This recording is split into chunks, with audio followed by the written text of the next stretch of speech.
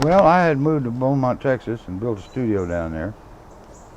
And I'm in the bathtub one night, and Johnny Cash called me.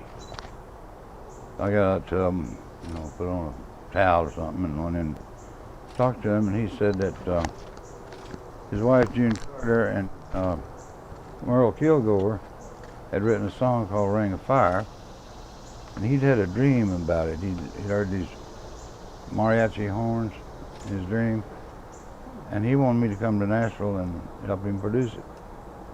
So I did. He was always one of my favorite people, and still is. And I'd do most anything he asked. So I came up and brought my J200 guitar and went into the studio, and there's these two horn players, and they didn't know what, they had blank music paper, but they didn't know what they're supposed to do with it.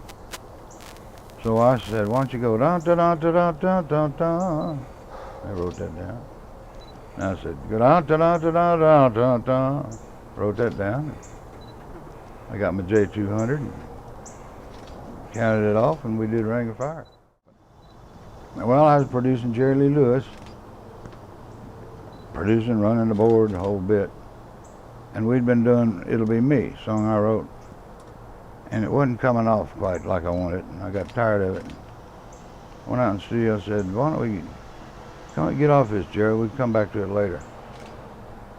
And his bass player said, hey, Jerry, why don't you do that song we've been doing on the road everybody likes so much? Okay. So we went in. I said, let me turn it on. I went in and turned the machine on. We did a whole lot of shaking going on. No dry run, nothing. Just blap, there it is. One take. That was the record? Yeah, it was it. Wow. Now that one was fun. When I first met him, I didn't really pick up on him until he came out with I Walk the Line. That early stuff, I love it now, but back then I didn't, just kind of crude, and I didn't fall in love with it. But when he did I Walk the Line, that's when he got me. And that was the one that was on the market when I went to work there at Sun. And so I kind of got with him pretty quick. Remember the first thing that struck me about him, we were in there one day and he was recording, and he stood up and said, I think I got a little too much blood in my coffee system. Instead of saying, I'm hungry, let's go next door, I got a little too much blood in my coffee system. That's when he got me. From then on, man, you know. I love that guy.